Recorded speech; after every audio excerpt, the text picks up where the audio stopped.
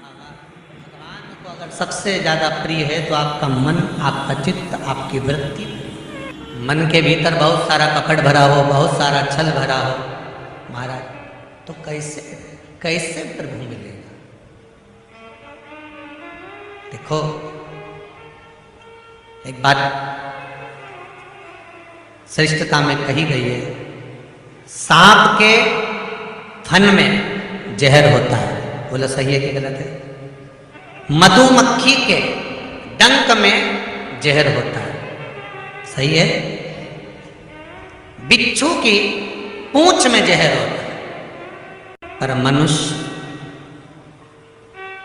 जो छल करने वाला होता है, कपट करने वाला होता है, एक दूसरे को धोखा देने वाला, झूठ बोलने वाला, छल करने वाला जो होता है,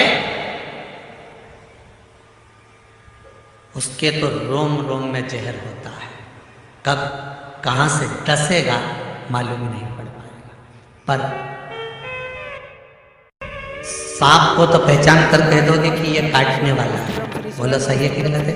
बिच्छू को देखकर डर जाओगे कि ये काटने वाला है। मधुमक्खी का डंक देखकर डर जाओगे कि मधुमक्खी काटने वाली है।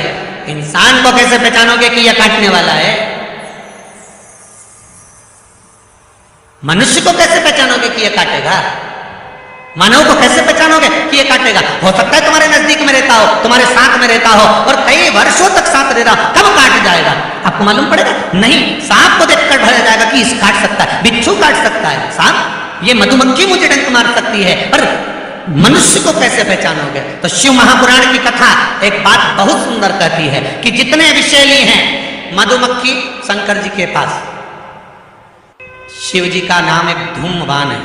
क्या नाम है? धूमवान। माता पार्वती का नाम एक धूमावती, जिनके पास में मधुमक्खी ढेर, पूरे शरीर के आसपास में मधुमक्खी मधुमक्खी है, धूमावती की। शिव जी के गले में सर्प, वो भी विषैला, कानों में बिच्छू, वो भी विषैला। हम कैसे पहचानेंगे कि ये व्यक्ति विषैला है, ये हमको धोखा देगा, ये कपट करेगा, ये छल करेगा, ये झूठ बोलेगा, ये प्रपंच करेगा? कैसे पहचानेंगे? शिव महापुराण की कथा कहती है हमें पहचानना नहीं है। सांप डसेगा, ये उसका काम है। मधुमक्खी काटेगी, डंक मारेगी, ये उसका काम है। बिच्छू डंक मारेगा, ये उसका काम है। और मनुष्य हमको छलेगा, झूठ बोलेगा, कपट करेगा, हमारे साथ धोखा करेगा, ये उसका काम है। पर एक बात याद रखना, सांप का जहर उतारने वाले का नंबर अपने पास रखना। काटेगा तुरंत उसके पास पहुंच जाना, फोन लगा के मैं आ रहा हूं, काट खाया।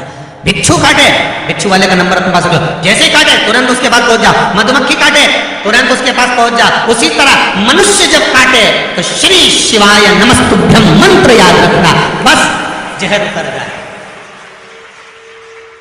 जहर उतरे, सांप का जहर सांप वाला उतार सकता है, मधुमक्खी का डंक का जहर मधुमक्खी वाला उतार सकता है, बिच्छू का जहर बिच्छू वाला उतार सकता है, पर मनुष्य के डंक मारने का, उसके धोखा देने का जहर कोई नहीं उतार सकता, केवल एक शंकर उतार सकता है। उस पर विश्वास रखना। जिसने तुम्हारे साथ धोखा किया, छल किया, कपट किया, प्रपंच किया, भगवान शिव के ऊपर छोड़ देना कि बाबा मैं तो सरल, मैं तो सहज, मैं नहीं जानती, मैं नहीं जानता, मेरा कितना धन किसी। अभी आज ही की बात है, एक माता बहुत रो रही थी, मेरे पति कोरोना में चला गया गुरुजी, 2 छोटे छोटे बच्चे हैं, मेरे बहनोई और मेरा पति दोनों मिलकर धंधा करते थे, दोनों मिलकर उन्होंने फैक्ट्री डाली थी, दोनों ने मिलकर प्रॉपर्टी का काम किया था। अब मैंने अपने बहनोई को फ़ोन लगाकर बोला, जीजा जी आप बच्चे भूखे हैं, अब हो गए 4-6-8 महीने और कुछ भी नहीं है हमारे पास में, आप जो जो प्रॉपर्टी उनके नाम पर है वो बता दीजिए। तो बहनोई ने मना कर दिया कि कोई प्रॉपर्टी उनके नाम नहीं है।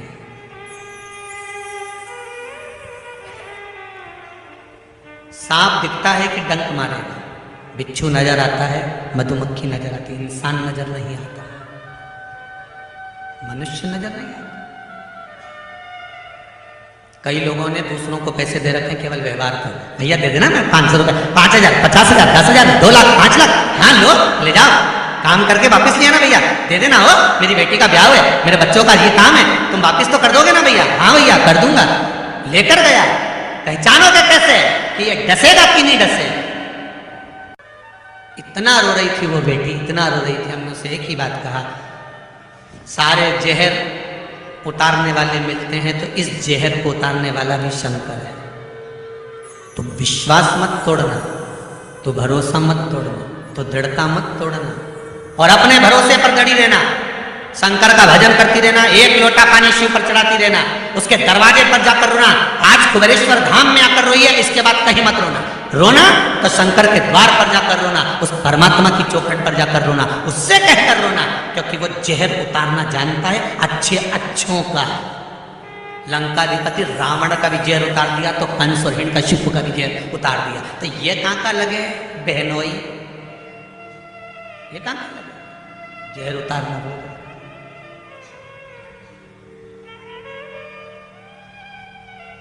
और जब वो जहर उतारता है ना भाई, जब वो जहर उतारता है, अहंकार, काम, लोभ, आसक्ति, तृष्णा, वासना का जब जहर वो उतार देता है, तब व्यक्ति को समझ में आता है कि मैं शून्य हूं, कुछ भी नहीं, कुछ भी, मैं शून्य। देख लिया। हमारी ये वीडियो आपको अच्छी लगी हो तो सब्सक्राइब कीजिए, subscribe please, bell icon on. सब मतलब के यार हमने